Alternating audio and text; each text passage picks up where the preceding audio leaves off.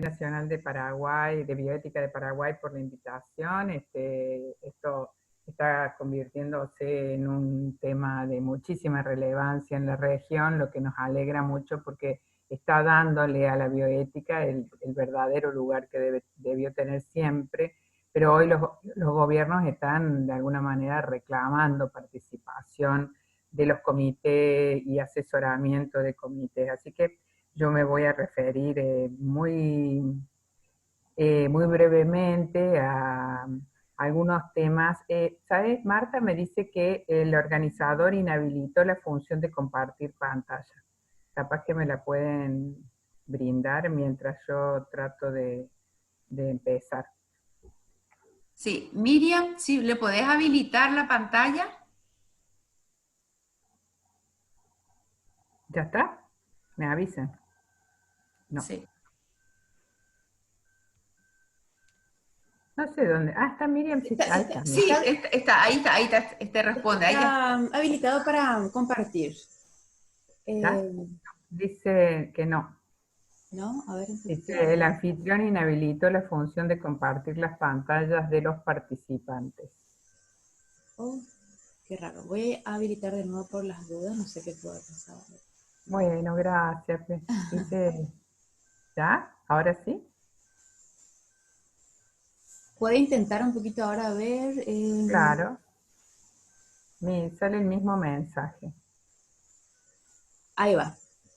A ver si ¿Ahora sí? puede. Sí, creo que sí. Ahora sí. Perfecto. Ahora sí. ¿Están viendo? Sí, Vamos a Sí. tratar de poner pantalla completa. ¿Ahí sí la ven? sí, la vemos bien. Muy bien. Perfecto. Bueno, voy a ir dando un poquito de flashes porque la cantidad de temas que plantea esta pandemia del COVID-19 para América Latina es una enorme cantidad de temas y de problemas, y dentro de cada uno de esos temas se podría hablar muchísimo. Así que yo lo que voy a tratar de hacer es solamente de ir planteando los grandes problemas, porque no tenemos tiempo para más, y solo detenerme un momento en uno de ellos que me parece a mí de mucha relevancia para nuestra región latinoamericana, solo a vuelo de pájaro, y para quienes, bueno, recién entran en este tema, no del COVID, porque nadie ha quedado fuera de este tema, sino de cómo está la situación hoy. Estas son las estadísticas de esta mañana de Johns Hopkins University, que ustedes saben tiene un mapa que dice que establece que ya tenemos al momento 391.773 defunciones al día de hoy, con 188 países en lo último que vi. Y bueno, más de 6 millones de personas confirmadas, que ustedes saben, eso depende del testeo, así que no nos da demasiada información cuántos confirmados, pueden ser el doble. Y la situación en América Latina, que la verdad es bastante dramática, al menos en, yo diría, 4 países, 5, tal vez: Brasil, México, Ecuador, Chile y Colombia, porque además de estar en una mala situación, digamos, las perspectivas no parecen estar mejorando en el corto plazo. Paraguay está en excelente situación, como ven, lo marqué en amarillito ahí, con solo, y puse las defunciones y no los casos otra vez, porque los casos dependen del testeo que se haga en cada país. Entonces, el mejor dato que ustedes pueden relevar es cantidad de casos por 100.000 habitantes, que me parece que es lo que nos da una pista de la situación en la que está el país. Y me importa dejar planteado a qué realidad global, en qué realidad global nos encuentra la pandemia del COVID-19, y solo decir 3 títulos que cada uno, por supuesto, incluye un abanico de temas tremendos, pero fundamentalmente estábamos, digamos, debatiendo sobre ellos como los grandes desafíos del principio de este nuevo siglo, ¿no? Del siglo XXI, que tenía que ver en primer lugar con la situación de desigualdad global que iba incrementándose y que había llegado a ser probablemente la peor situación de desigualdad que había vivido la humanidad nunca, sabiendo precisamente que América Latina es el continente precisamente con una brecha de desigualdad más alta. Y esto plantea, de esto se derivan una cantidad de situaciones, particularmente en la manera de construcción de esas desigualdades, de lo que vamos a decir dos palabras después. Estábamos precisamente enfrentando o pensando, tratando de hacer algo con la reunión de París última, de la COP, decir qué vamos a hacer frente a la crisis climática y medioambiental global, y estábamos también y pensando mucho y reflexionando sobre el desafío que implica la Revolución 4 como este conjunto de tecnologías en donde se reúnen las biotecnologías con la inteligencia artificial y la física para dar lugar a una complejidad en la cual hay una cantidad de incertidumbre donde no sabemos bien si esto va a mejorar o no las condiciones de precisamente de desigualdad y de vulnerabilidad de muchísimas personas en el mundo. Así que es ahí donde llega la pandemia en este mundo que ya está en una condición compleja. Y en América Latina las mismas características, pero sumadas a algunas otras. Bueno, una profunda desigualdad en una matriz, como dijimos, que tiene que ver con el género, la clase social, la edad en la zona geográfica, la etnia, y entonces que se conjugan muchas veces para sumarse.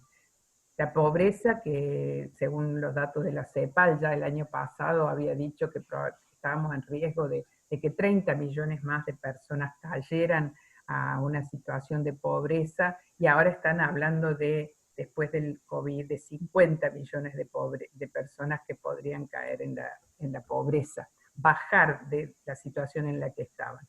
Violencia, las migraciones, la alta conflictividad social y política en diversos países. Hoy, sin lugar a duda, hay varios países que están, ustedes saben, con mucha conflictividad, pero evidentemente nos hace sombra la situación de Estados Unidos por el tema del racismo, el impacto del cambio climático y sobre todo de la problemática de los modelos extractivistas. Pero nos dio una pista, digamos, nos dio una ventaja, que fue que llegó más tarde. La pandemia llegó más tarde a América Latina y por eso, de alguna manera, nos permitió a algunos países pensar antes qué haríamos si llegaba acá. Así que yo lo que querría es dejarles planteado 4 áreas de reflexión que me parece que abren para dar seminarios enteros cada una, y de las que solo voy a hablar, mencionar 2, y me voy a detener en la segunda. Es decir, no voy a decir nada de las otras 2. El primero es el plano político, económico, social y sanitario. A eso me voy a referir en primer lugar. El segundo gran área de reflexión ética tiene que ver con el derecho a la salud y la accesibilidad de manera universal de salud en el tiempo de la pandemia. El tercero tiene que ver con los criterios éticos relativos a las formas en las que se asignan recursos en situación crítica, particularmente en la atención, por ejemplo, de las terapias intensivas, cómo se seleccionan pacientes. Y el último, que está ocupando un debate enorme, es qué vendrá después de la pandemia. El futuro, se habla mucho del futuro de la humanidad post-COVID. En el primer, que es el que mencioné, y me parece bien que lo hablemos un poquito hoy porque el Comité Nacional está trabajando este tema en una capacitación en la que estamos trabajando juntos con UNESCO, es esto que llamamos el plano político, económico, social y sanitario, y tiene que ver con la conflictividad que ha generado las medidas de confinamiento, sean voluntarias o obligatorias, en relación al respeto y preservación de los derechos individuales y de las libertades individuales. Esto es una discusión muy relevante, que no es nueva, por supuesto, cuál es el alcance de las medidas que se toman desde el Estado para promover el bien común en relación a los derechos particulares de las personas, pero evidentemente sobre lo que ha habido muchísima discusión en la región. Y de este problema fundamental, a mí me parece que hay 3 puntos que deberíamos tener en cuenta al querer dar una respuesta o una propuesta en términos de cómo se nivelan estos dos objetivos. En primer lugar, evidentemente, la relación, como decíamos, que existe entre libertades y derechos individuales versus el bienestar general. Esta es una parte del problema, donde se incluyen no solo la libertad de expresión, sino fundamentalmente ahora ya sabemos la privacidad, la intimidad, con todo el sistema de inteligencia artificial que se está utilizando para obtener datos personales e identificación de personas. El segundo gran debate que están teniendo muchos países y que ustedes los leen todo el día en el diario, es el debate entre economía versus salud. Es decir, si hay que suspender las medidas de prevención para evitar el contagio a costa de el impacto que esto va a tener en la economía de los países de futuro. Esto sabemos que en todo caso es una falsa dicotomía, porque estas medidas, digamos, la forma en la que se impacta en los determinantes sociales, económicos y culturales va a también tener un efecto en la salud. O sea, la salud se va a ver impactada tanto con la pandemia como con las medidas restrictivas. Y finalmente, el tercer grupo es el impacto psicofísico y social que tienen las medidas de confinamiento, particularmente los grupos más vulnerables, como puede ser, por ejemplo, el tema de violencia de género, el grupo de adultos mayores. Se ha visto también el problema en las escuelas con la brecha digital, etcétera, de lo que no me voy a extender. Solo quería dejar planteado sobre esto que el cuidado de la salud colectiva no debería sobrepasar los límites que establece el respeto de los derechos humanos, salvo en situaciones completamente excepcionales. Yo voy a empezar a citar artículos de la Declaración Universal sobre Bioética y Derechos Humanos para que veamos que esto tiene que ver con la bioética. Entonces, las medidas que toman los gobiernos deberían estar validadas científicamente siempre, es decir, no pueden ser arbitrarias, deben ser lo menos intrusivas posibles en las libertades individuales, no deberían ser nunca discriminatorias, es decir, de alguna manera ser para unos en privilegio de otros, y deben tener particular atención a los grupos vulnerables. En todos los casos creo que la gran apuesta es a la preservación del Estado de Derecho y del sistema democrático, porque ustedes saben lo que está pasando en algunos países. Entonces esto es muy importante. Y que las decisiones deben ser públicas, con consenso social, con información pública. Y una gran relevancia desde mi punto de vista de la participación de estos cuerpos interdisciplinarios y plurales que son los Comités Nacionales de Bioética, que de alguna manera pueden verdaderamente decir, hasta ahí, este debería ser el límite. Más de ahí no se puede pasar. El segundo punto que dije que del que iba a mencionar tiene que ver con el derecho a la salud y el acceso al sistema de salud en tiempos de pandemia, y yo creo que es un problema ético fundamental tener muy en mente que el objetivo primario que deben tener los gobiernos es resguardar la protección del derecho a la vida, a la salud y a la integridad de las personas. Este es el objetivo, el gran objetivo que tenemos.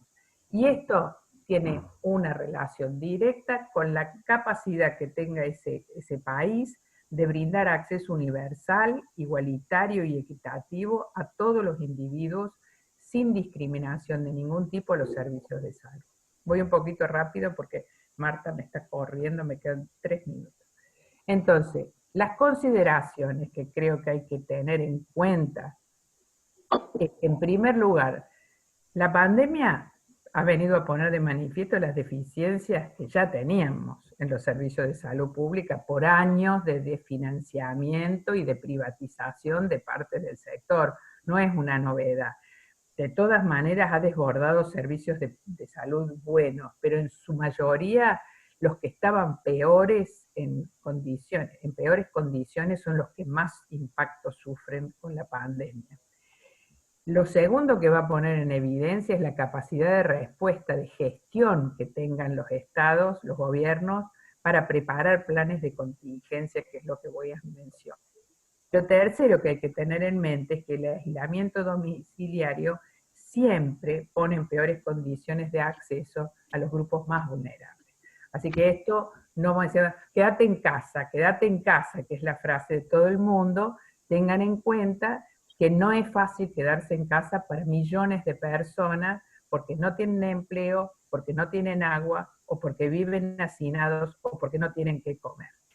Entonces, un plan estratégico para respuesta a la pandemia debe al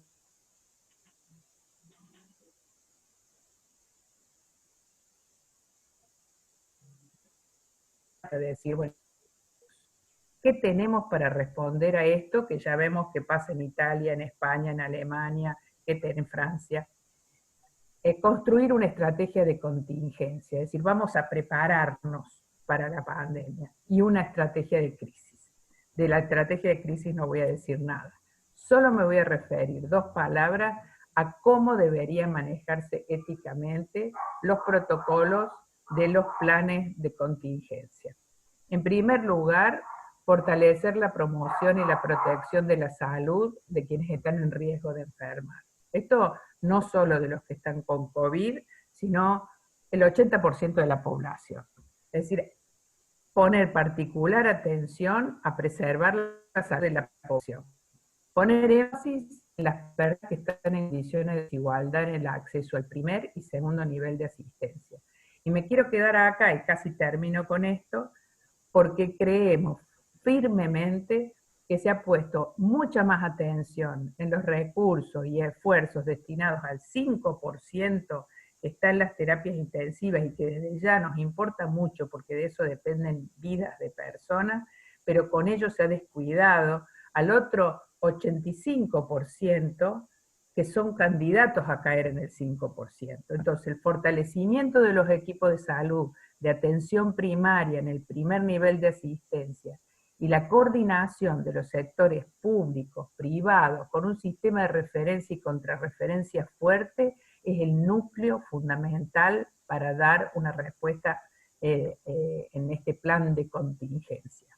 Y estas acciones, deberíamos decir, no lo voy a leer a todo, apuntan a la salud integral, no a tratamiento de enfermedades, a la alimentación, a la asistencia al domicilio, a hacer vacunación y servicios de salud sexual y reproductiva, a servicios para personas con discapacidad y adultos mayores, etc. No me puedo detener. Pensar salud integral. Y algunos me dirán, ¿se puede pensar en la salud integral en el medio del desastre? Y si no pensamos en eso, el desastre va a ser mayor. Y con esto termino de decir que las medidas de promoción, protección y restauración de la salud integral con acceso universal tienen un fuerte sustento ético en el cuerpo ético normativo internacional, pero particularmente en la Declaración Universal sobre Bioética y Derechos Humanos, como ustedes pueden ver, en el respeto por la dignidad y la integridad de las personas, en el respeto por el derecho a la salud, en términos de responsabilidad social y salud, en el concepto de igualdad, justicia y equidad, y en el respeto por la vulnerabilidad. Lo que me queda para cerrar estas palabras breves es traerles una frase de un historiador que se ha puesto muy de moda últimamente, que se llama Yuval Harari, que es un historiador israelí, que dice que toda crisis ofrece también una oportunidad. Y a mí me importa mucho que podamos detenernos y no estar completamente desbordados pensando solo en la vacuna, pensando solo en la terapia intensiva, sino ser capaz de pensar en el mundo en el que queremos vivir. Y en qué manera esta puede ser la oportunidad, que no es un tema de la salud, es un tema político. Es un tema que tiene que ver con la democracia, con el rol de los estados para el sistema de salud, de educación, de cultura, de todo, para la cooperación y la solidaridad internacional. Esta es nuestra oportunidad para construir un mundo distinto. Y debemos hacerlo ahora, no esperar a que termine la pandemia. Muchas gracias.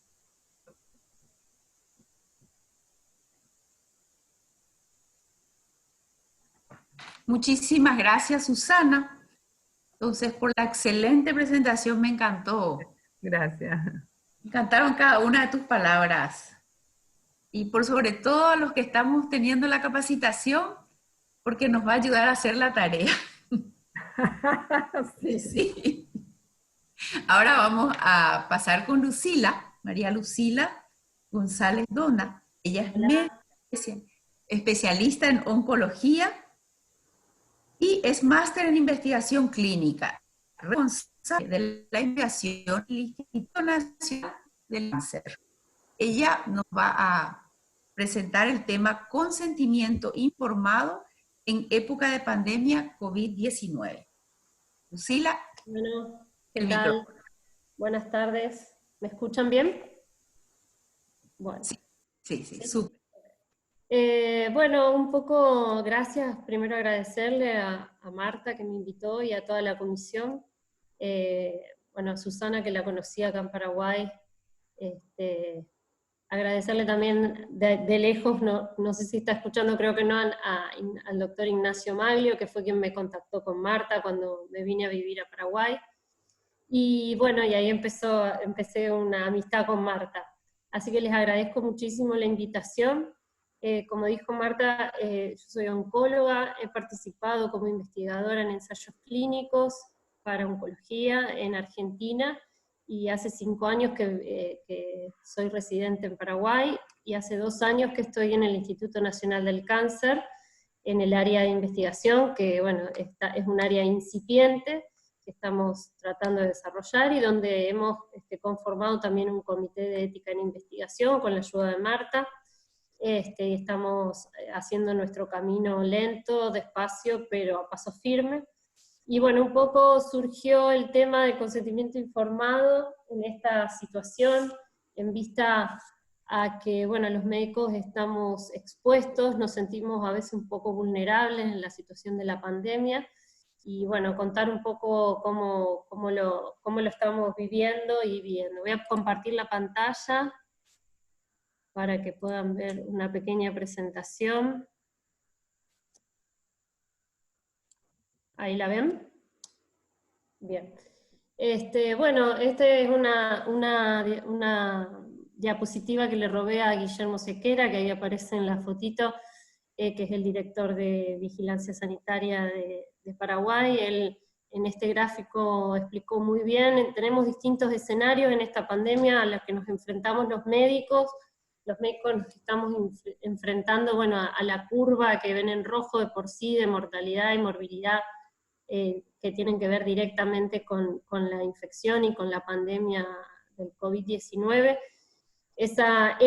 Por suerte en Paraguay esa curva no hemos tenido ese pico exponencial, y por lo cual estamos los médicos en una situación así de expectativa y de espera y de mucha ansiedad y muchos nervios, que bueno, por suerte no está pasando, pero es esa la situación en la que estamos. Después tenemos esta segunda curva más en color azul, donde los pacientes hay urgencias no relacionadas al COVID que tenemos que seguir atendiendo. Tenemos una tercera curva de impacto de las enfermedades crónicas que se están dejando de atender o retrasando su atención por el contexto de la pandemia. Y por otro lado, una cuarta oleada de un síndrome de estrés postraumático, de burnout para los médicos, de crisis económica para la población en general, como bien dijo hace un rato Susana. Entonces, bueno, esta es la otra curva. He robado, o pedido prestado, no he robado, varias ilustraciones de esta doctora que se llama Mónica Lalanda. Ella es española y trabaja como bioeticista, y es muy buena dibujante y hace unas ilustraciones muy lindas, así que le tomé prestado algunas de estas ilustraciones. Acá es para ver que, bueno, los médicos pasamos por distintas etapas para la población, digamos, cómo nos ven. Hoy por hoy a lo mejor estamos en el pico de la curva donde somos dioses, héroes, muy valorados por la sociedad, pero eso puede bajar en cualquier momento, y bueno, y también estamos expuestos a mucha expectativa y eso también nos pone bajo presión. Esto para los médicos es una carrera, tenemos que aprender mucho, saber mucho, leer mucho, la información cambia constantemente, se usaba la hidroxicloroquina, ahora no se usa la hidroxicloroquina, se previene con hidroxicloroquina, no se previene con hidroxicloroquina, toda la mayoría de los conocimientos que se están generando son conocimientos con datos no robustos, a los que estamos acostumbrados los médicos y las agencias regulatorias, a aprobar medicamentos con datos basados en ensayos clínicos, con grupos de control, donde los pacientes son comparados y cuidados y durante un tiempo considerable, y hoy por hoy estamos viendo que esta pandemia nos hace correr a un ritmo mucho más acelerado, el cual no permite que esos datos todavía sean los que estamos acostumbrados a manejar científicamente los médicos. Entonces, no hay hasta la fecha, como dije, intervenciones aprobadas ni recomendadas en base a datos robustos. Lo que tenemos son estudios observacionales, drogas que se están usando como uso compasivo, porque son drogas aprobadas para otro tipo de enfermedades. Este es el listado, acá hay una tablita, un listado de las drogas que se están probando, y la verdad es que si tenemos que recomendar algo, la verdad es que no hay una recomendación. Entonces, bueno, es un poco hacer lo mejor que el médico piensa que puede ser la opción mejor para el paciente en particular que se tiene delante. Bueno, esta ilustración es de mi hija, ella me dice, es otra gran dibujante, donde le pedí que me haga un dibujito y bueno, me hizo este dibujito. Entonces, bueno, los médicos tenemos virtudes que todos esperan de nosotros, los cuales son virtudes que pueden ser personales, que uno trae de su casa, de su formación, pero en la facultad tampoco eso no se nos enseña, de ser competentes, de ser dedicados, de tener fidelidad con la verdad, de ser compasivos, humildes, íntegros. Entonces todo esto son virtudes que obviamente tenemos los médicos que son adecuadas, que son buenas y que tenemos que tenerlas, pero que muchas veces no son tan fáciles de llegar a conseguir. Y sobre todo en momentos de crisis como esta o ante situaciones de estrés, de gran estrés. Y por otro lado están las obligaciones que tenemos los médicos, que como es brindar cuidado seguro y de calidad, hacer testeos diagnósticos adecuados en el momento adecuado, tomar las decisiones diagnósticas, y eso depende muchas veces del médico, pero muchas veces no depende del médico, depende de los proveedores de la salud. Es decir, si podemos brindar cuidado de calidad y seguro si tenemos los antibióticos, si tenemos los equipos de protección individual, si tenemos los equipos de protección para los pacientes, si tenemos los hisopos, el test de PCR, todo eso no depende solo del médico. Entonces también esas obligaciones las cuales son nuestras, a veces no son cumplibles sin los recursos adecuados. Y por otro lado sí están las obligaciones que dependen del médico, como son el respeto al paciente, la confidencialidad de los datos del paciente, y la adecuada información del paciente, y la toma de decisiones conjuntas con el paciente. Un poco este gráfico muestra cómo está muy, muy lindo, se ve chiquita la letra, pero bueno, cómo ilustró esta doctora qué significaba para ella cada parte de los equipos de protección personal, está muy, muy, muy simpático. Y bueno, entonces, bueno, ser un buen médico y además ser un médico bueno, o sea, tenemos que ser las dos cosas, ¿no? Ser buenos como profesionales de la salud, buscando el bienestar de los pacientes, ser buenos como científicos, generando el mejor conocimiento, y ser buenos como personas, ser buenos con la familia, con los pacientes, con la comunidad, y también tenemos que ser buenos generando recursos económicos para poder vivir dignamente. Entonces, estamos en una situación de vulnerabilidad los médicos, me pregunto yo.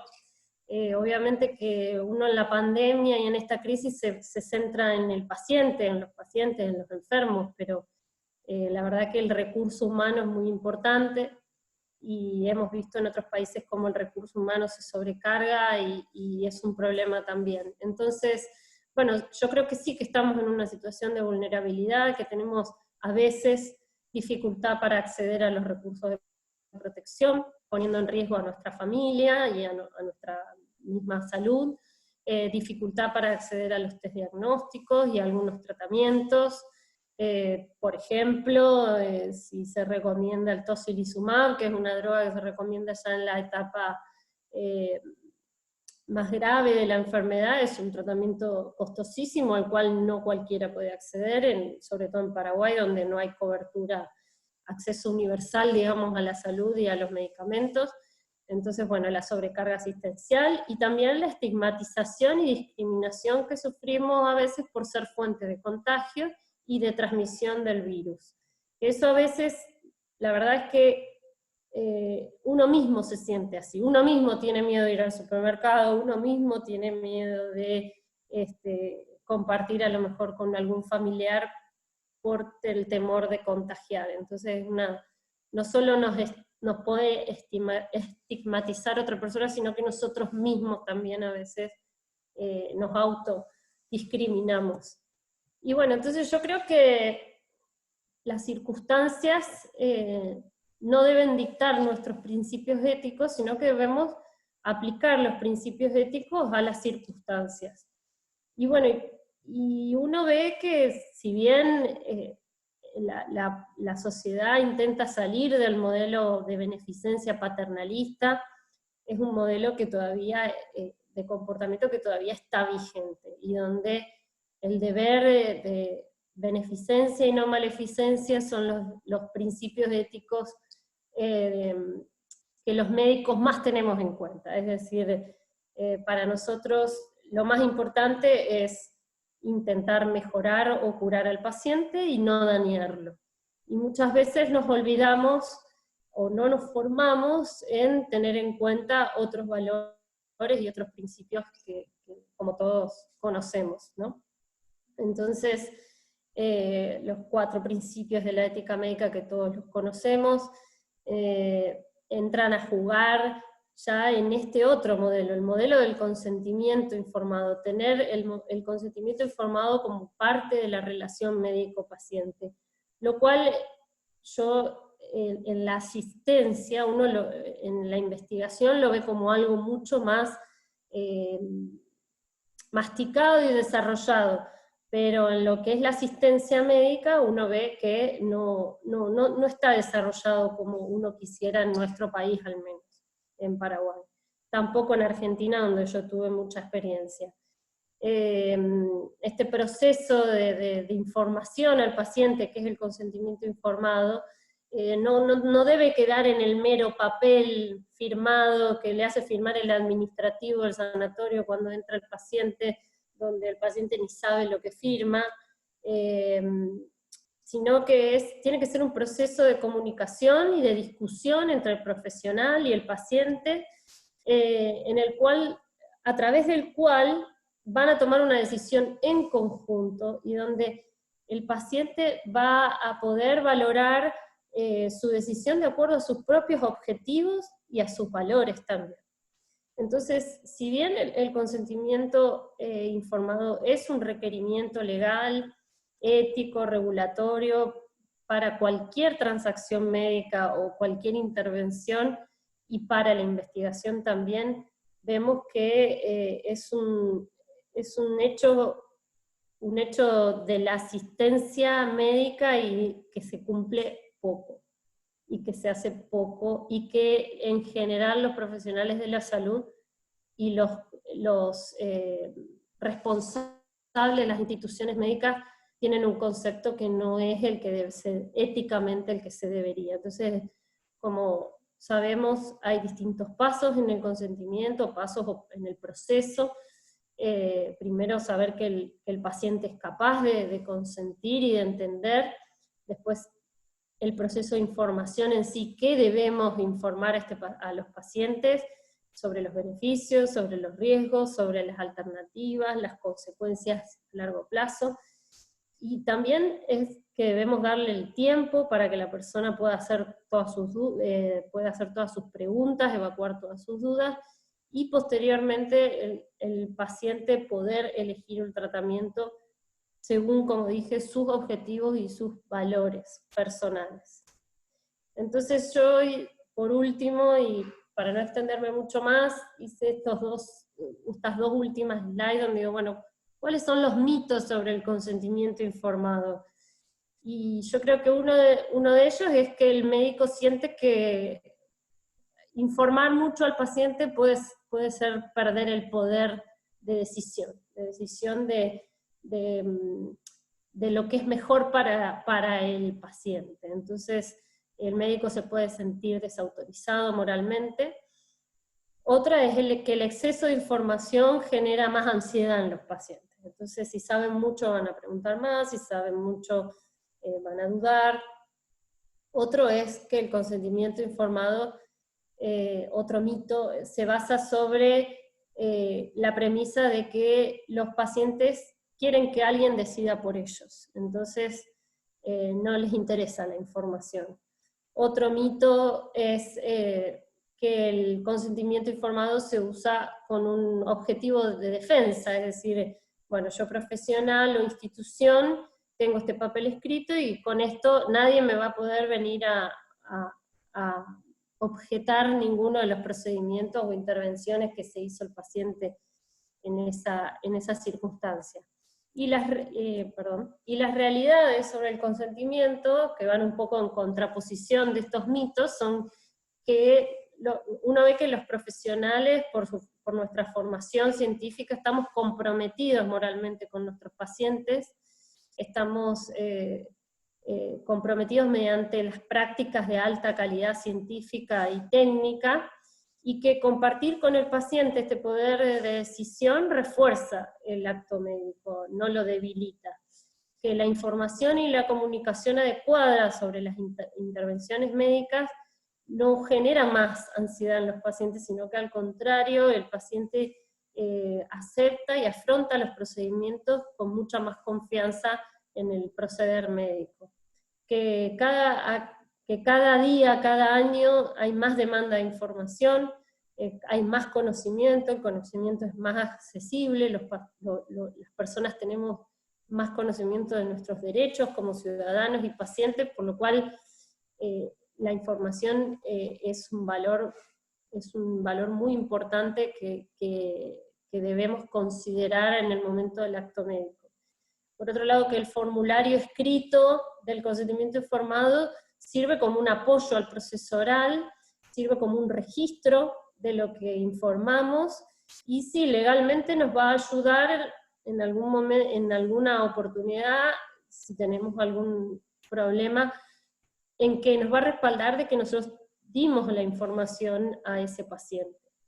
Y que la otra es que la carga asistencial nos consume la mayor parte del tiempo, y que el tiempo para el proceso de consentimiento informado debería ser considerado a la hora de programar y medir las actividades asistenciales de los médicos. Y bueno, un poco esa es mi presentación. Muchísimas gracias, Lucila. Muy divertida la presentación. Quiero recordarles, antes ya de pasar a las preguntas, de que todo esto está siendo grabado y vamos a subir a la página, al Facebook de la Comisión Nacional de Bioética. Si alguien no estuvo desde el inicio, entonces, o si quiere volver a escuchar, porque es muy interesante ambas presentaciones. Ahora vamos entonces a pasar a la parte de preguntas, y vamos a hacerlo. Una pregunta voy a leer yo, otra pregunta va a leer Miriam, de tal manera de que no se nos pierda ninguna.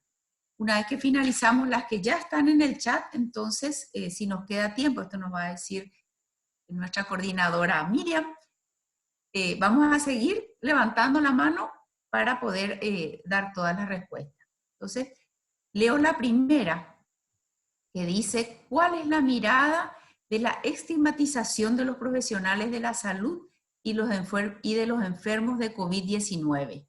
¿Los países de la región tienen legislación acordes para garantizar la privacidad de las personas? Susana, Lucila, ¿quién? Bueno, vamos a ver. A mí me parece que no tenemos una legislación para la estigmatización en relación a una pandemia. Tenemos legislaciones para la estigmatización de las personas en general por cualquier razón. Y en verdad no creo que haga falta en ningún país aprobar nuevas leyes porque, digamos, la estructura normativa y jurídica de todos nuestros países debería proteger a cualquier persona que sea estigmatizado, ya sea un profesional, como mencionó María Lucila, o como los pacientes. La segunda parte de la pregunta no me acuerdo, pero me dijiste que si había legislación para ello y cómo estaba la situación en la región.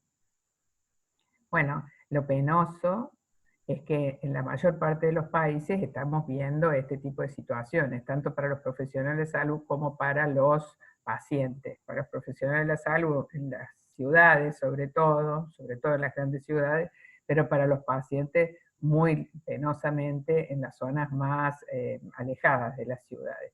Es ahí precisamente donde yo creo, y algo por eso remarque mucho, donde hoy como nunca hacen falta los equipos de atención primaria, digamos, que asistencia domiciliaria para estar cerca de las personas y darles información suficiente para decir qué medidas tienen que tomar para no tener miedo, que es la base de la estigmatización, además del odio, que bueno, es algo sobre lo que podemos hacer poco, pero el miedo es la base de la estigmatización.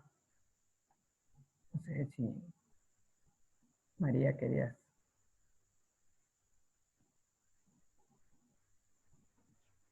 ¿Querés agregar algo, Lucila?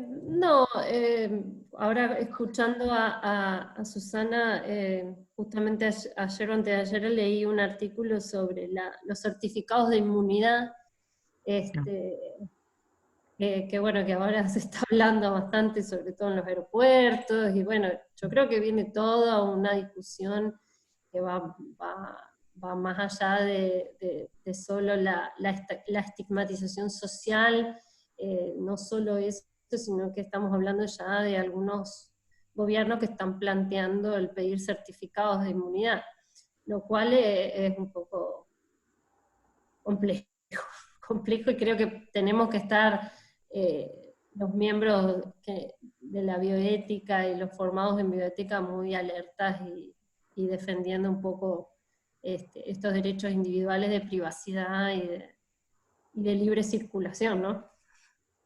Sí, por otro lado, Lucila, que no hay evidencias reales de que esos certificados de inmunidad tengan validez, con lo cual hay muchísimas personas que no tienen inmunidad y la van a tener a lo mejor dentro de una semana, y hay otros que han tenido la enfermedad y que pierden la inmunidad y se han visto casos, con lo cual, bueno, la siguiente. Miriam, te escuchamos. Bueno, Chantal Díaz pregunta, ¿cómo se maneja el dilema bioético y de moral médica que implica la inevitable elección que deben realizar los miembros del personal de salud en términos de acceso a ventilación mecánica por la evidente escasez para los pacientes críticos en COVID-19? No sé, yo empiezo como quieras. Lo único que es del tema del que no hable. Requeriría mucho. Yo solo voy a decir un titular, porque eso es para otra charla. ¿Cuáles son los estándares éticos? Por lo menos seguro 3. Y decimos en general que el primer concepto es que cualquier criterio de selección, llámese de triaje o como sea, tiene que estar basado en evidencias científicas y lo que llamamos el estándar de mayor beneficio. Es decir, los pacientes deben ser seleccionados de acuerdo a aquel que, como primer criterio, el que llamamos criterio médico, que lo van a ser puestos primero en la lista aquellos pacientes que se van a beneficiar de la intervención terapéutica. Y de ahí para abajo, como hacemos por ejemplo con los trasplantes de órganos, como hacemos con la mayor parte.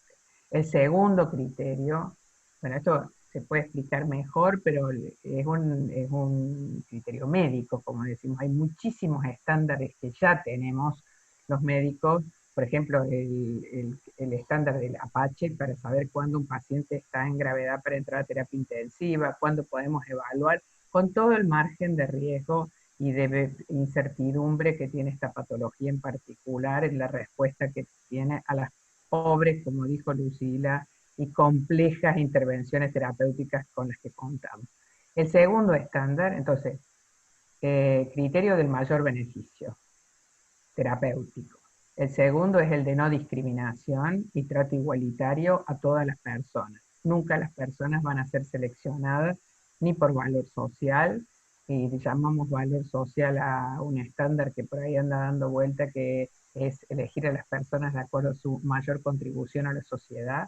No haremos eso, ni las discriminaremos por ninguna razón de raza, de etnia, de edad, de género, es decir, todas las personas deben estar en igualdad de condiciones. Y la última, que es cuando todas esas características fueran idénticas, lo que creemos es que deberían utilizarse criterios aleatorios. Esto es, por ejemplo, el paciente que llega primero o el paciente que está más... Normalmente se toman decisiones que son valorativas y hay que tener muchísimo cuidado porque es el equipo de salud quien tiene que tomarlo. Lo último que diría es que hay una recomendación muy fuerte a que estas decisiones no sean tomadas por un solo profesional de la salud, sino que haya un equipo y que haya protocolos transparentes, objetivos y públicos para que ningún profesional cargue con esa responsabilidad que produce un enorme estrés moral, como mencionó hace rato Lucila, del tipo de estrés postraumático si tenés que tomar decisiones de esa naturaleza. Entonces estos tres criterios en general quedan para muchísimo desarrollo, pero son los más aceptados en términos éticos.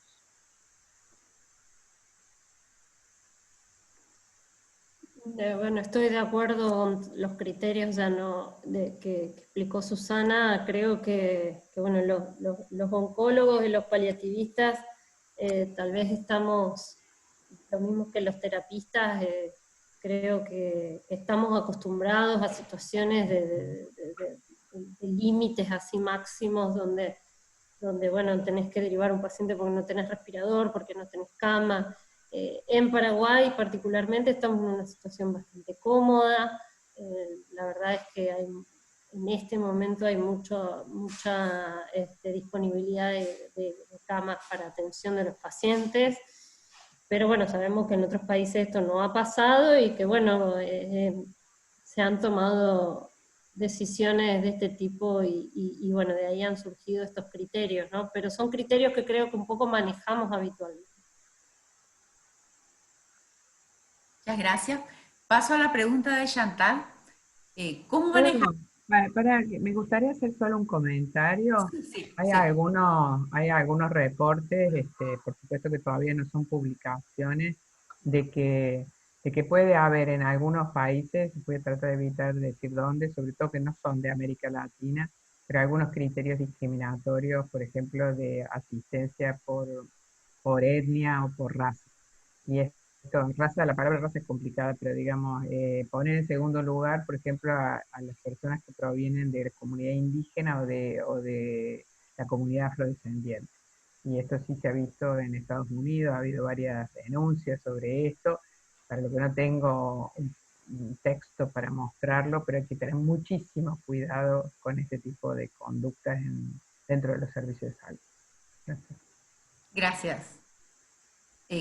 La pregunta entonces, ¿cómo manejarían las autoridades creadoras y administrativas de los centros de salud el burnout, frustración y cansancio extremo de su personal, especialmente post pandemia?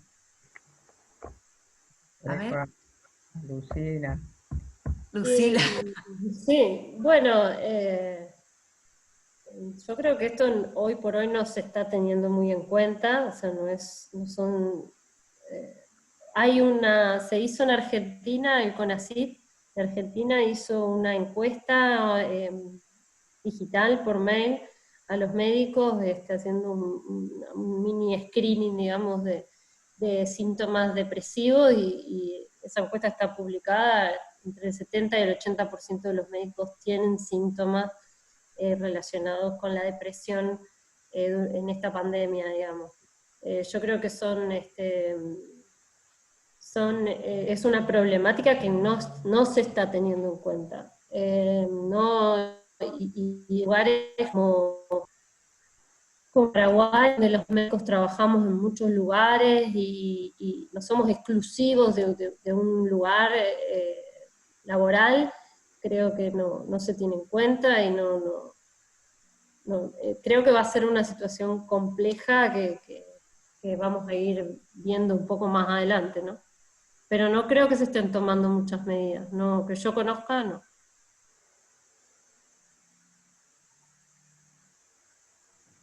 No, eso tampoco. No.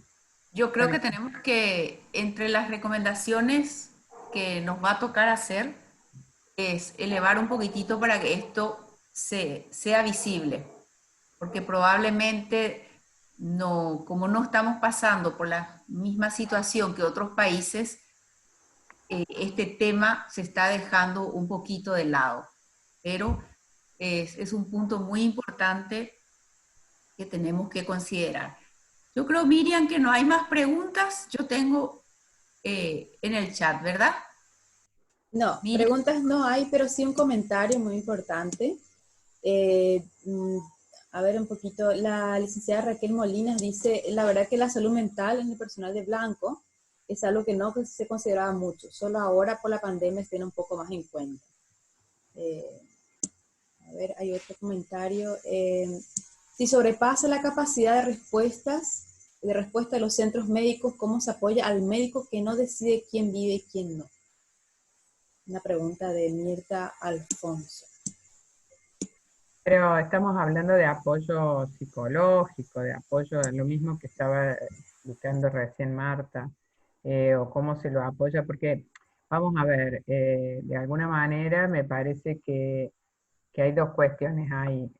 Cómo evitar que se sobrepase la capacidad de respuesta de los centros médicos tiene que ver con eso que dijimos de que haya un plan de contingencia, es decir, países como Uruguay, Argentina y supongo que Paraguay, pero esto no lo conozco, tienen montados cientos de camas que por el momento están cerradas.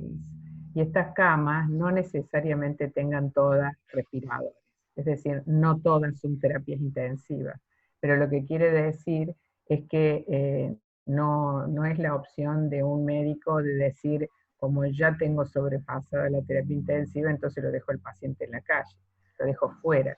Lo que hay que brindar definitivamente un lugar de confort, de asistencia, con oxígeno, con las medidas que uno tenga disponible para tomar, y esos lugares deben estar preparados, porque, bueno, es un tema largo, pero sí se ha visto en la mayor parte de los países que el problema no es solo de tener más respiradores, el problema también es de tener profesionales de la salud capacitados para el manejo del paciente crítico que está bajo asistencia respiratoria.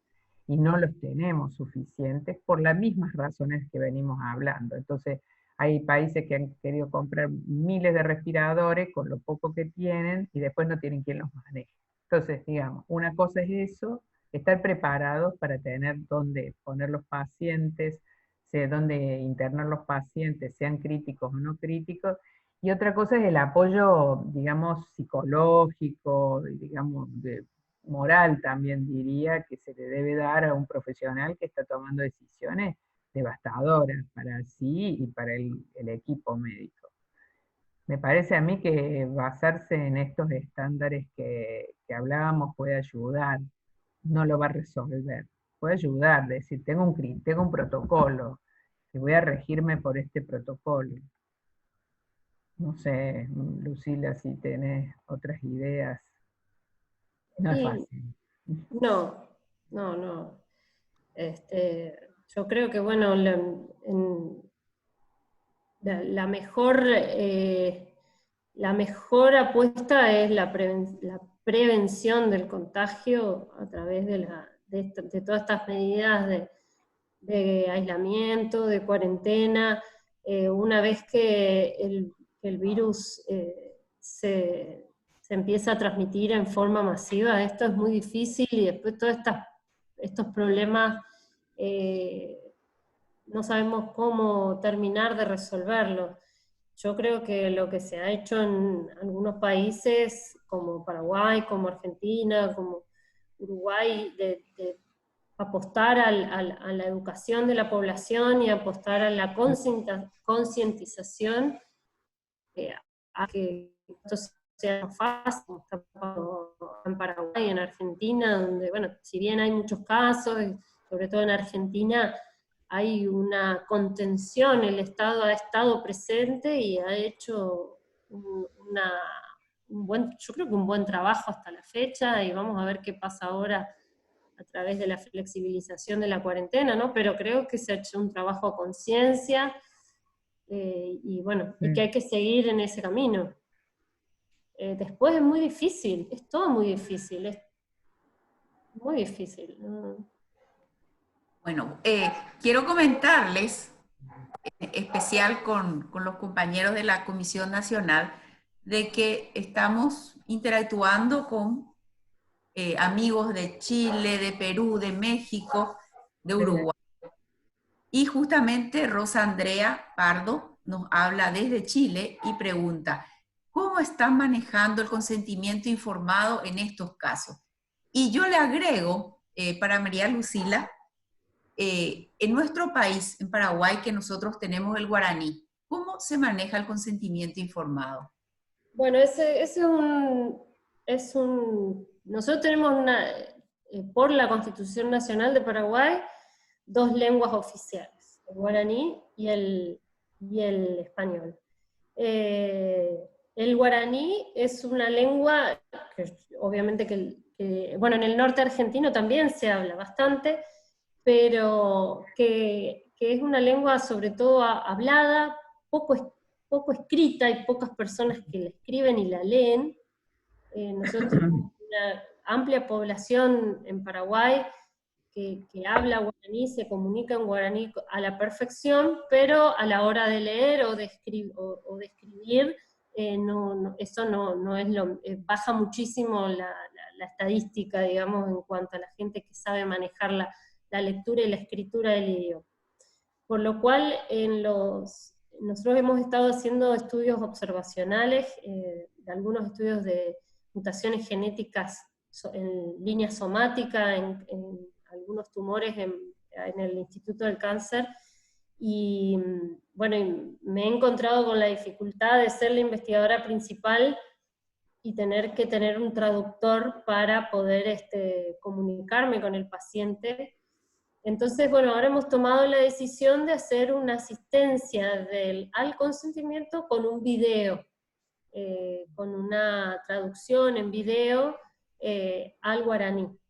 Y estamos haciendo un pequeñito trabajo de investigación sobre las preferencias, una encuesta sobre cuál es en nuestra población en Paraguay el medio que más le gusta, si que le demos un papel escrito en español o un video en guaraní con la explicación del protocolo. Son protocolos de bajo riesgo porque son observacionales, aunque manejamos material biológico. Con respecto al consentimiento informado en la pandemia, creo que hay poca experiencia. En nuestro caso en particular, en las guías del Ministerio, hay un modelo de consentimiento informado, pero bueno, podríamos hacerle muchas críticas, no sé, Marta, vos, que yo te lo pasé para que lo leas. Creo que es un consentimiento hecho por un abogado del ministerio con objetivos defensistas, como dije en la presentación, no con un objetivo de decisión conjunta. Por lo cual hay muchas instituciones que están pidiendo porque tienen miedo de las denuncias a las instituciones por contagios dentro de la institución, del COVID, y después están también los consentimientos que tienen que ver con todas estas drogas que se están usando y no están aprobadas. Entonces, esas drogas no deberían utilizarse en los pacientes si no media un consentimiento informado. La verdad que no sé en los centros donde más están atendiendo casos COVID, como el INERAN, IPS, si están utilizando algún tipo de consentimiento. No tengo conocimiento. En el INCAN en este momento no estamos utilizando. A mí me gustaría solo hacer un comentario chiquito, porque la verdad, como dijo Lucila, sabemos muy poco de lo que está pasando en nuestros servicios de salud de los países de la región cuando los pacientes llegan a la situación crítica en países que están en cuarentena, porque se ha dado muchos casos de que los pacientes llegan solos precisamente porque los familiares no los pueden acompañar, y cuando están por entrar a terapia intensiva no están competentes para dar consentimiento informado. Entonces, sobre todo en Italia, se han hecho algunas publicaciones de la situación de pacientes incompetentes, familiares a los que hay que llamarlos por teléfono para pedirles algún tipo de consentimiento. Para todo, por ejemplo, es una práctica habitual pedir el consentimiento para intubar a un paciente, digamos, para decirle, bueno, vamos a ponerlo en cuidado crítico. Y la verdad que muchos de estos han sido consideradas excepciones al consentimiento informado en términos de que está en una situación de grave demanda de la salud pública, que es la pandemia. Entonces, se supone que un profesional puede asistir a un paciente precisamente sin el consentimiento porque está en la pandemia y porque no hay a quien pedírselo, no hay un familiar.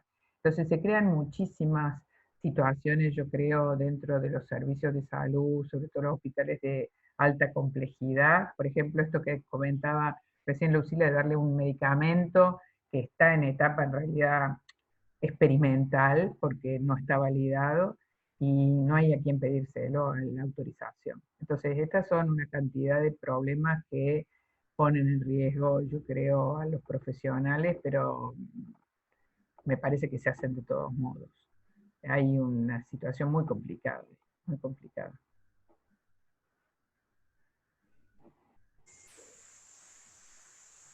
Hay otra pregunta de Sara María Vega, que es de Perú.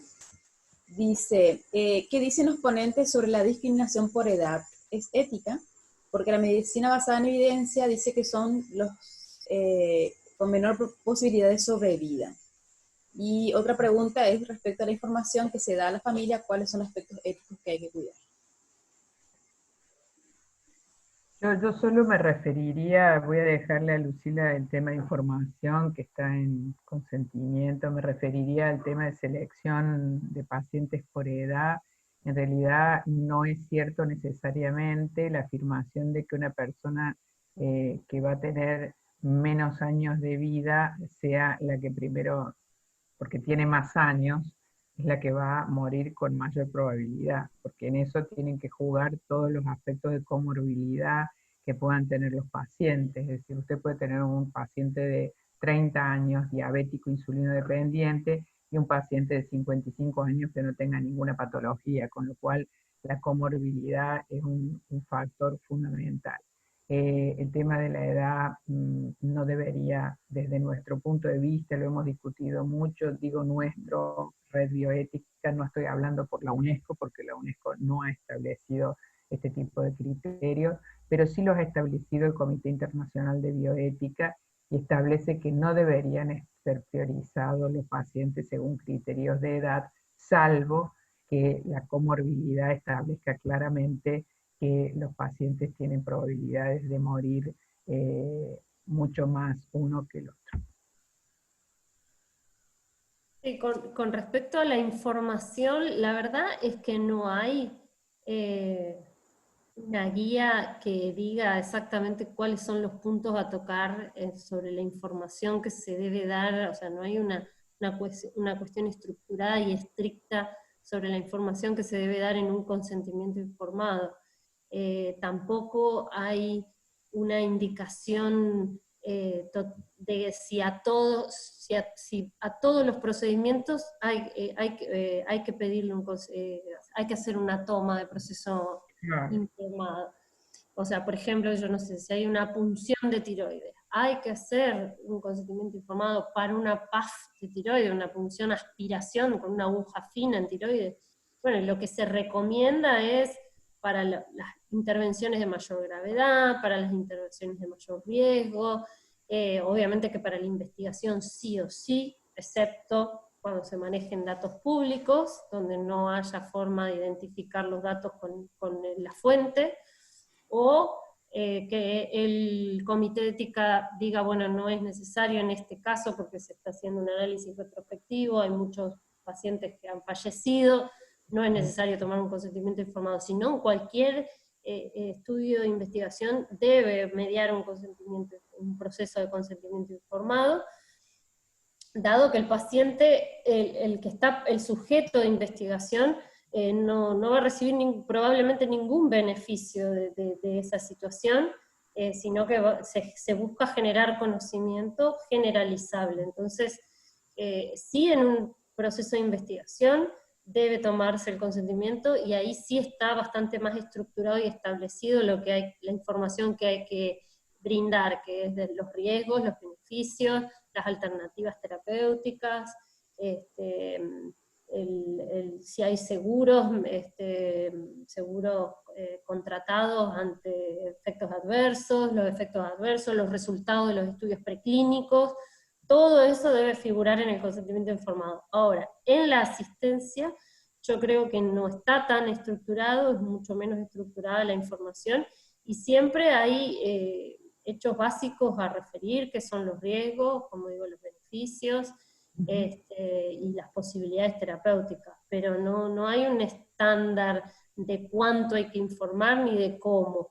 Es un poco también de acuerdo a la realidad de cada región, de cada país, como dijo Marta, bueno, hay que hacerlo en guaraní, no hay que hacerlo en guaraní, uno va adaptando el consentimiento a su lugar también, ¿no? Y a la patología. En nuestro caso, por ejemplo, en el instituto es un hospital especializado en cáncer, nacional. Entonces, bueno, no es lo mismo el consentimiento que vamos a redactar, el consentimiento escrito, el formulario escrito que vamos a redactar en el INCAN, al que se va a redactar en otro tipo de institución, ¿no? Por eso es tan importante el comité de ética que evalúe todos estos documentos, ¿no? Y todo esto. Quiero nomás aclarar un poquitito que en Paraguay el consentimiento que tenemos es para toda acción diagnóstica, llámese punción. Lo que sí podría cambiar es si va a ser verbal, o sea, la presentación, le voy a tomar la temperatura, no voy a pasar un consentimiento escrito. No. Mismo para las punciones, sí está el consentimiento, que no recuerdo ahora, pero la resolución, esa desde el 2017, que ya salió, ¿verdad? Es para aplicar a toda actividad diagnóstica, independientemente, ¿verdad?, de la gravedad, sino cuando va a haber una acción con toda la información. Lo que pasa es que yo pienso que cuando son procedimientos, no sé, por ejemplo, una extracción de sangre, ahí sería verbal. Claro. Por ejemplo. Yo creo que uno como médico en la historia clínica puede hacer una reseña escrita diciendo, se le explica al paciente todos los riesgos, beneficios de... Ahora, cuando son, entonces uno puede, no necesitas a lo mejor un formato escrito, con una explicación que uno deje constado en la historia clínica, en la ficha clínica del paciente, pues creo, no sé, podemos discutirlo, que puede ser algo suficiente. Ahora, cuando uno hace una intervención ya de mayor complejidad, un trasplante, una exenteración pelviana, donde la paciente puede quedar con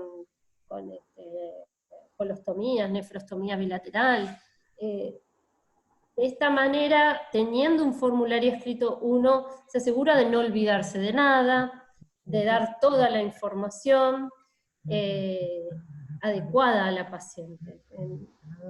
El otro día, por ejemplo, tuvimos un caso que se discutió en comité de tumores, donde el planteo era una exenteración pelviana, que explico lo que es sacar gran parte de los órganos de la pelvis, incluso la vejiga, parte del intestino.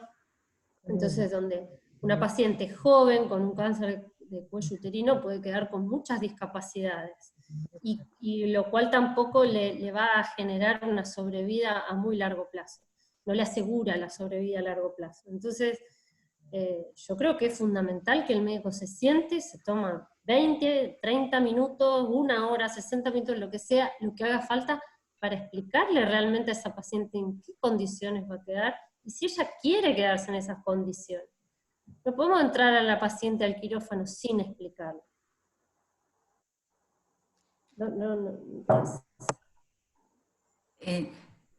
Creo que tenemos un poquito más que darle, pero no sé si Susana tenés algo que agregar respecto.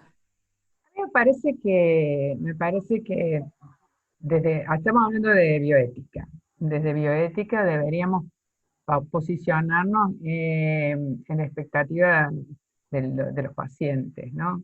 Más allá de los requerimientos legales que los conoceremos, sabemos, tienen que estar escritos, yo soy médica, nos tienen que informar, miren, no deje pasar esto.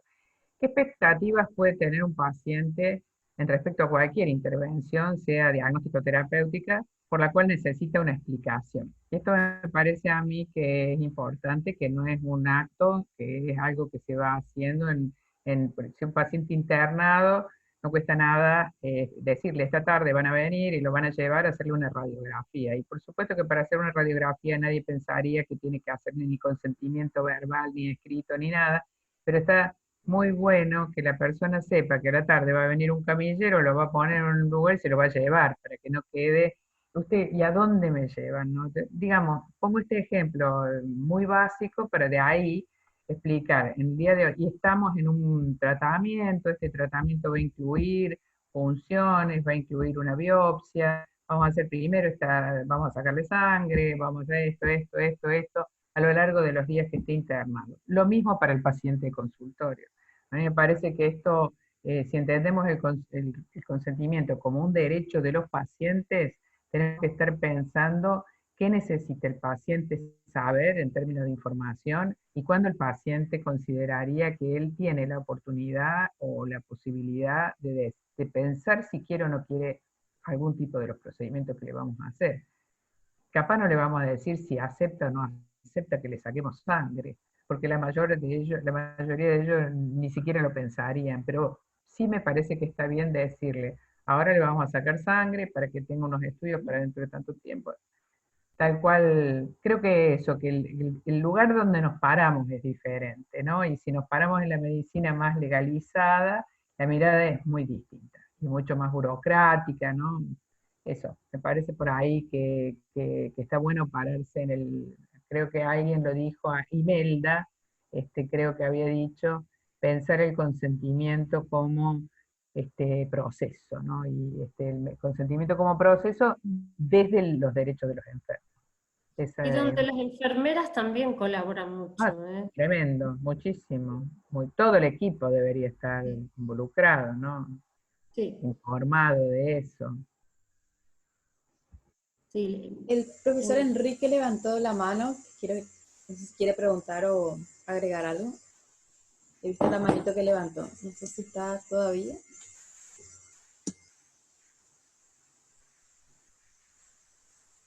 Parece que no. ¿Hay otra pregunta, doctora Marta?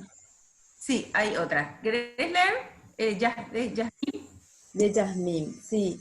Ella dice, buenas tardes, con respecto al código de ética que debe tener el hospital para brindar los resultados de las pruebas de tamizaje rutinario para COVID. ¿Qué elementos no deben prescindir? Es decir, el jefe del servicio tiene derecho a recibir los resultados a la par de su personal tamizado, o simplemente no existe violación a su privacidad, todo con el afán de evitar discriminación y o señalamiento a quienes puedan salir positivos. ¿Me pueden ayudar? Con su opinión lo agradecería. Estamos en proceso de remodelación del Código de Ética de Monterrey, México. Bueno, a mí, primero yo no tengo muy en claro qué es el código de ética del hospital, porque el hospital es un conjunto de individuos que unos trabajan, otros entran, otros participan, hay pacientes, hay equipo de salud, hay personal de maestranza, hay de todo, no sé cómo, no voy a hablar de código de ética. El proceso de tamizaje que se realiza en las instituciones de salud tiene por objetivo evaluar la situación de contagio y de carga viral que existe en la institución. No tendría por qué manejarla el jefe de servicio, la tiene que manejar una unidad que se está ocupando del aspecto más bien, entre comillas, epidemiológico de la enfermedad dentro del hospital. Por supuesto que no sería pensable que lo reciba el sobre el jefe de servicio y diga, lo diga o no lo diga, no sé, o los llame en privado ¿por qué? No, ni el director ni la directora, tendría que ser una especie de comisión dedicada a evaluar el estado epidemiológico en el que está la institución, que sea independiente y que guarde confidencialidad. No, confidencialidad no debería guardar tampoco, debe informarle a las personas de que son positivas, por supuesto. O sea que tampoco va a guardar confidencialidad. Lo que no me parece es que pueda manejarlo el jefe de servicio o la jefa de servicio. Eso no creo. Ahora, confidencialidad, yo espero que nadie guarde confidencialidad conmigo si tengo un test positivo. Quiero que me lo digan, porque además tenemos que guardar cuidados con las personas. Así que no sé si doy una pista, pero me parece que tiene que ser un órgano independiente que se ocupa de la mirada de cómo se desarrolla, cómo está el estado epidemiológico de la institución, ¿no? En Córdoba, por ejemplo, han cerrado un hospital inmenso, que es el Hospital Italiano de Córdoba, capaz de que Lucía escuchaste, porque decidieron llevar a una cantidad de personas, adultos mayores que se habían infectado en un geriátrico, todos ahí, y los mantuvieron con el resto de los pacientes, con muy malas estrategias, digamos, de prevención, y se contagiaron muchísimas personas del personal de salud, que a su vez contagiaron a otros pacientes. Total, que no había ninguna medida de cuál era el estado de situación de quién estaba contagiado y quién no. Entonces tuvieron que cerrar la institución, ponerla en cuarentena, testear a todo el personal del hospital, incluso a los pacientes que habían estado internados y fueron derivados a otros lados. O sea, eso puede ser una catástrofe si no se maneja con un criterio sanitario, ¿no? O sea, no ese jefe de servicio, ponerle de urología o de traumatología, no tendría por qué tener que manejar esos datos. Perdón, Lucila, si querías hacer... No, estoy totalmente de acuerdo. Creo que tiene que haber un comité de infecciones o de crisis, como quieran llamarlo, que maneje esta información dentro de la institución. Obviamente que esto se le comunica también en forma privada a cada individuo, su resultado de test. Por lo menos acá en Paraguay, el que se somete al test recibe su información y recibe en la institución también donde estuvo, pero por una cuestión de que no es solo el bien individual, sino el bien común. Hay que cuidar al resto de las personas que estuvieron en contacto con el paciente, ver si tomaron las medidas de bioseguridad. Creo que el manejo de la información pública, por lo que veo que se está dando en nuestros países, Argentina, en Paraguay, es un manejo muy confidencial, no se sabe ni de dónde vienen los pacientes, ni son datos que se están manejando muy bien en general. Después,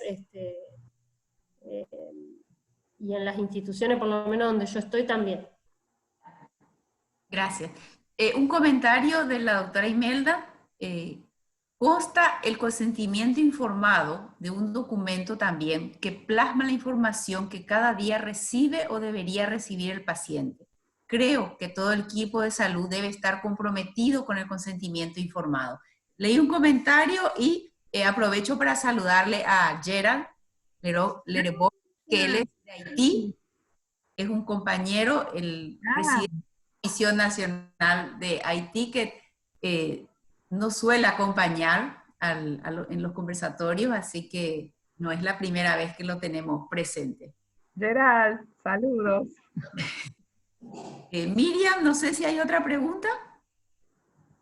Sí, bueno, más bien un comentario. Dice, a ver, aquí está, Nancy Segovia. En Ciudad del Este los resultados los reciben los profesionales de la unidad epidemiológica regional.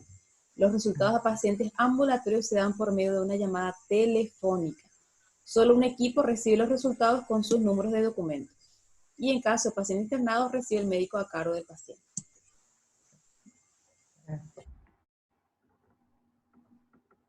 No sé qué opinión les merece el manejo. Sí. Ahí está Enrique también, que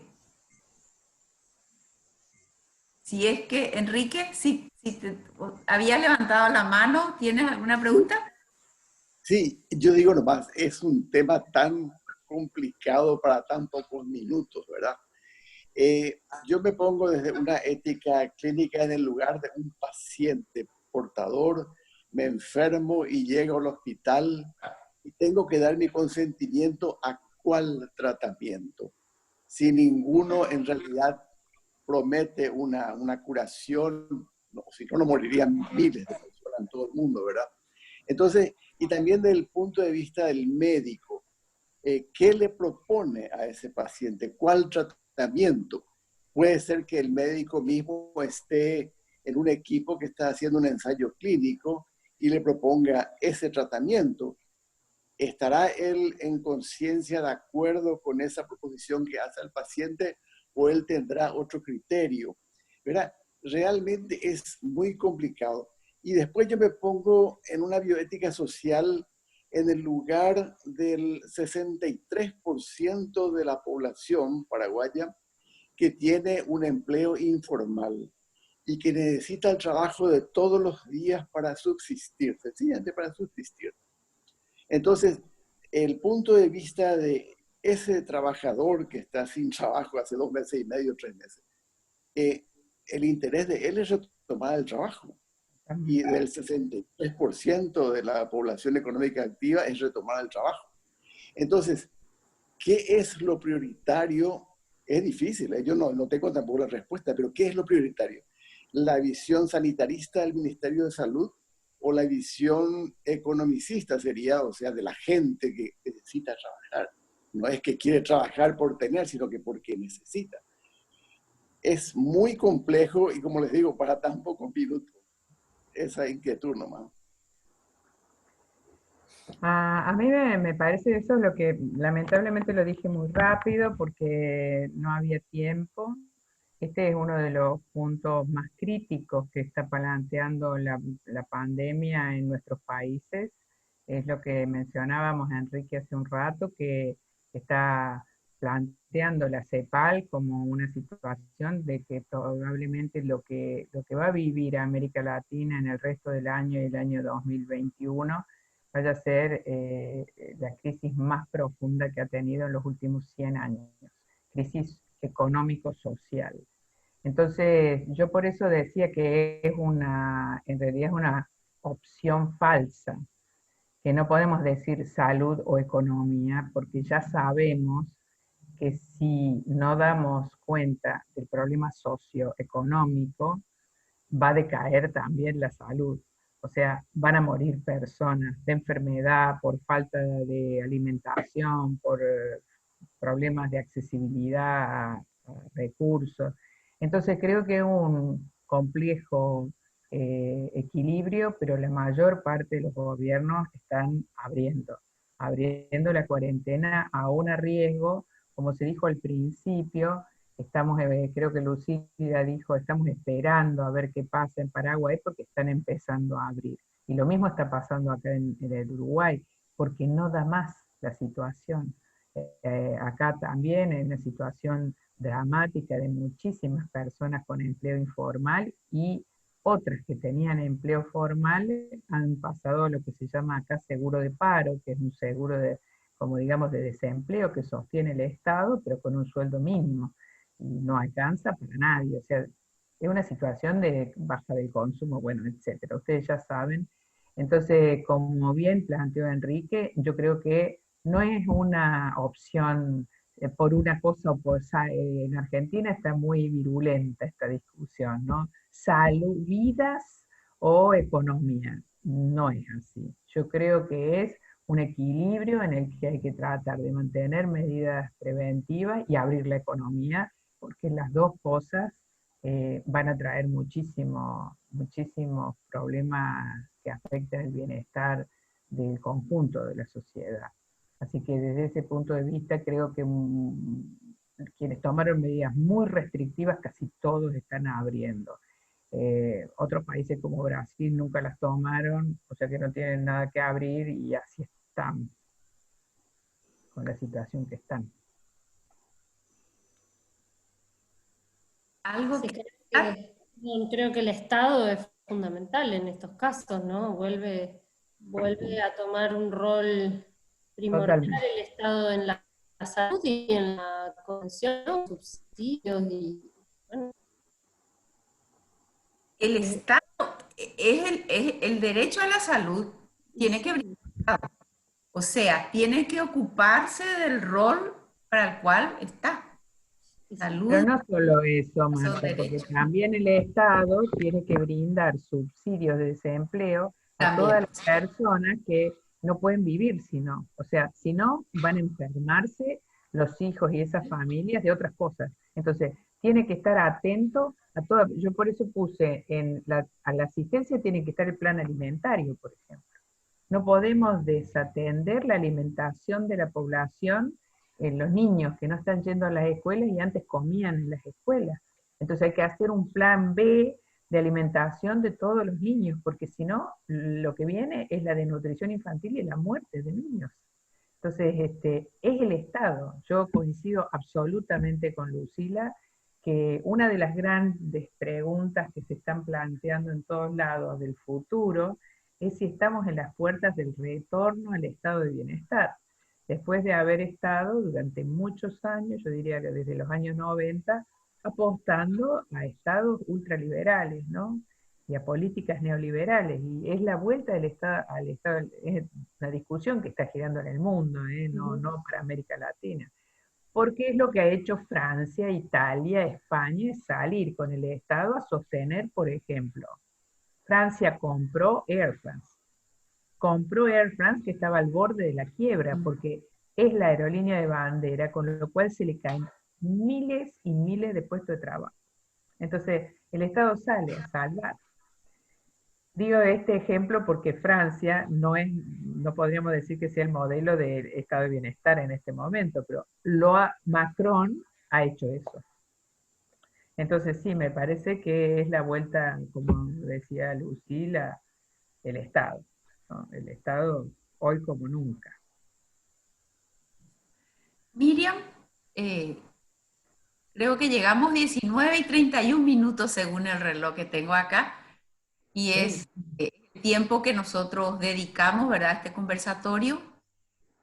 Solo nos resta agradecerle, doctora Susana, doctora Lucila, y por supuesto a todos los compañeros y a todas las personas que nos han estado escuchando. Mencionaba Haití, Perú, México de Aguas Calientes y de otros sitios, Uruguay. Y invitarles, la próxima semana vamos a tener un conversatorio. No sé si vos querés invitar, Susana, de las comisiones No, nacionales. lo que me gustaría solo es ver cómo puede acceder a través tuyo, Marta, o de Sí, Miriam, a la invitación, porque ahora no les puedo brindar el sí, link, sí. pero sí No, no, explícalo como red de comités nacionales.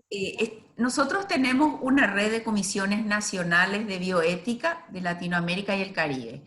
Entonces, aquellos países que han elaborado resoluciones, documentos en relación al COVID-19, entonces Susana nos convocó y este jueves 11 vamos a tener una primera charla, algo parecido, pero con dos preguntas que Susana me dice, unas preguntas así bien picantes, para en 2 o 3 minutos 5 países y luego esto mismo se va a hacer el 25 de junio. O sea, este jueves 11 tendríamos la primera reunión. Yo voy a pasar con todos los que estuve compartiendo, Claro. que me escuchan en todo caso, hay un teléfono para poder avisar. Entonces vamos a estar convocando, avisando para el jueves 11 y luego para la siguiente y los siguientes conversatorios de la CONAVEPI también. Susana. Contar que va a estar Paraguay, Ecuador, República Dominicana, El Salvador y Colombia, los comités nacionales de esos 5 países. Y después en el 25 ya les cuento para que no se haga El resto, sí. El jueves 11 nos contás quiénes van. México va a estar en el 25 porque veo que hay unas mexicanas. Sí, sí. México, Hay varios de México. Perú, sí. Y Bolivia van a estar en el 25. Sí. Acá nos piden, ¿verdad?, que les registremos de Lima, Perú, si vamos a estar enviando. Entonces, con estos, algo más que agregar, Miriam, yo ya agradezco y me despido. Nada, gracias a todos. Seguramente cuando bajemos toda esta presentación lo alzamos en la página de Facebook para que igual puedan volver a repasar, así que está a disposición y muchas gracias. Gracias a ustedes. Gracias. Hasta luego, que estés muy bien. Chao, Lucila. Chao, hasta luego. Buenas noches.